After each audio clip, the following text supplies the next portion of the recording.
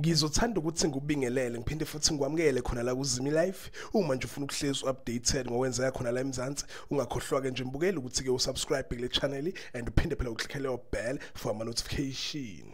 So kule video yethu namhlanje ngizokhuluma ke ngama teaser Umkhokha, izinto kumele uyilindele lapha kuMkhokha kuloke leli week esikulona. So kuma teaser bayaveza ukuthi ke indaba kaMaMzobe leyo ngitshontsha imali leyabaleka noNgema izomlandelela njengoba ke umkhandlu wesonto uzomthreatenisha ke yena uMaMzobe, and baphinde baveza ukuthi ke noDifa uzombuza kabanzi uMaMzobe ngendaba ke yokulahleka kwemali. And baphinde baveza ukuthi ke uMaMzobe uzocela uGabisile ukuthi ke msize bethole uNgema. Ngidluleke mbukeli okunye kokuphinde kwavela la kuvela ukuthi ke uKhulekani uzocela uma wakhe uManzimande ukuthi ke mbusise njengoba ke zoba umfundisi omusha. Babeke sebeveza ukuthi ke uManzimande uzonqaba kunalokho ke uzobusisa uSphamandla. And babeke sebeveza ukuthi ke uNomkhosi uzotshela uManzimande ukuthi into emhlupha kakhulu futhi emthusa kakhulu indaba ke thinta uKhulekani nesonto lakhe, nendaba ke futhi isiprofeti asithola ethempelini lenkosi esithi ke uma bengamisi uKhulekani